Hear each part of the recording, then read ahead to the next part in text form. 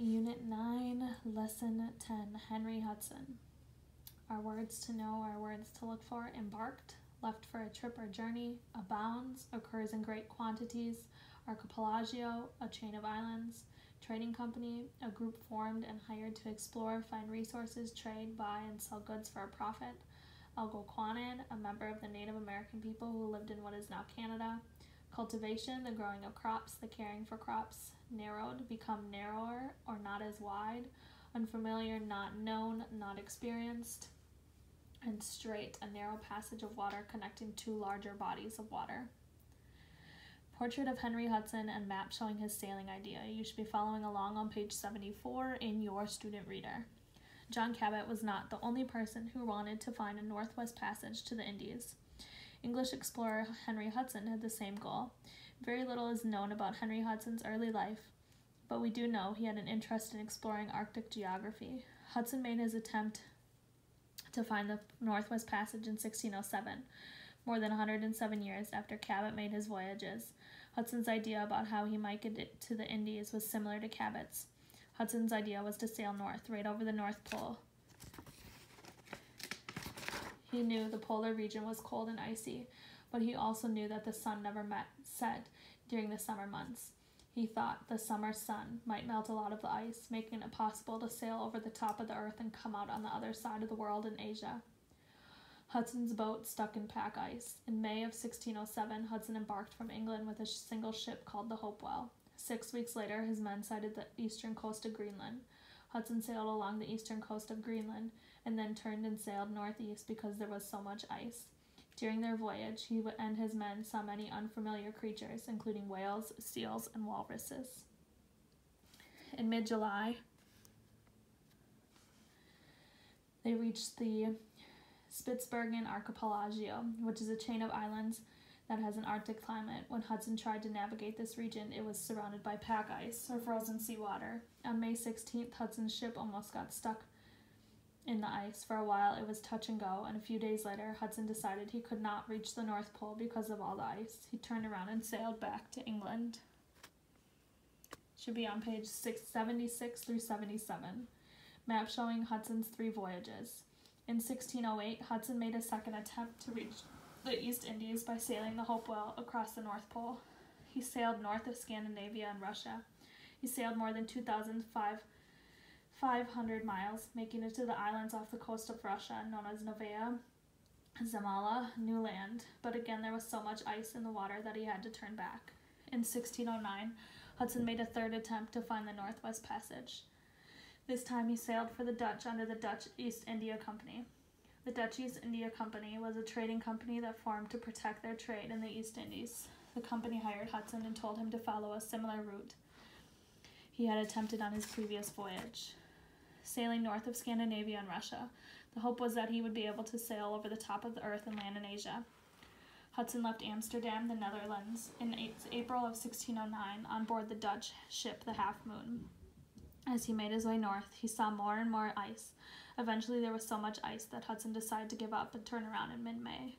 Instead of sailing back to Amsterdam, as he had been told to do, Hudson decided to sail west. Hudson sailed across the Atlantic and sighted Newfoundland on July 12.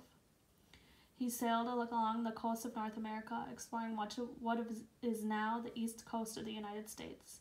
He and his men sailed as far south as Virginia, where the Jamestown settlement had recently been established. Then they turned north. Page 78. Hudson sailing upriver.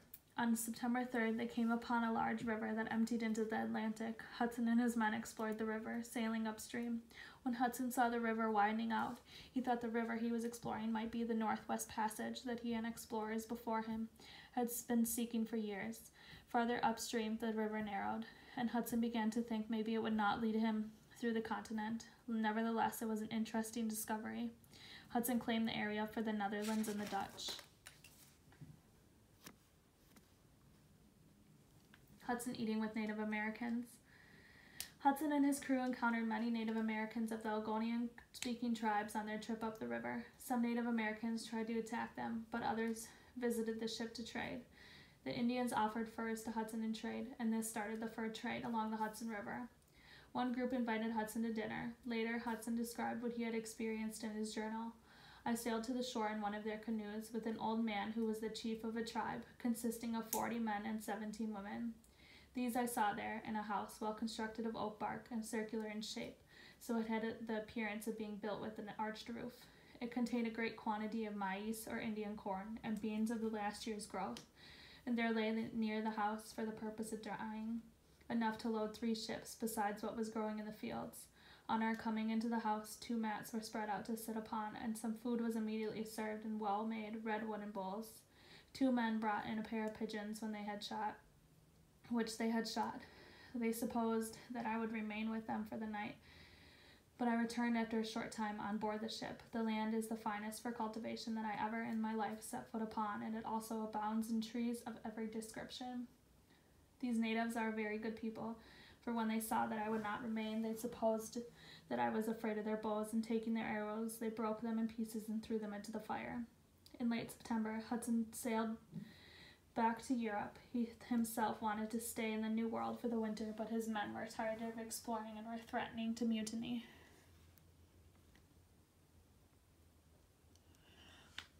The river that Hudson discovered on his 3rd voyage was later named after him.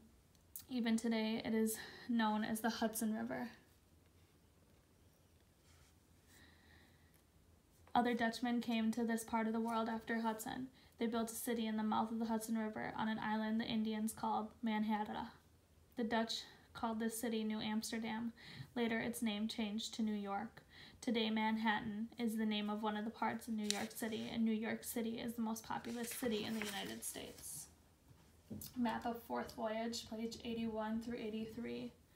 In 1610, Hudson set off on a 4th voyage. This time he was sponsored by 2 English companies, the Virginia Company and the British East India Company. Similar to the Dutch East India Company, these companies were also trading companies. Hudson's goal was the same, to find a northwest passage, a water route that would lead through the American continent and allow ships to sail to Asia. Hudson sailed west, but he stayed far to the north. He reached Greenland in early June. A few weeks later, he and his men found a large strait that led into the center of North America. Hudson hoped it might lead all the way through to Asia. On August 2nd, Hudson sailed out of the strait and into a large bay. Today, this is known as the Hudson Bay, and the strait is known as the Hudson Strait. Hudson spent most of his next few months exploring the coast of the bay. In November, his ship got stuck on the ice. He and his crew had to go ashore for the winter. It was difficult, freezing winter. The men were still fighting with Hudson as well as one another. Several of them felt ill with scurvy, a disease that preys on people who have not been eating a healthy, balanced diet. Page 83, Hudson abandoned by his crew. When spring came, Hudson wanted to explore some more. Most of the men on the ship wanted to sail back to England. A big fight broke out. In the end, the sailors mutinied. They put Hudson, his son, and some others they did not like in a small, open boat and sailed away.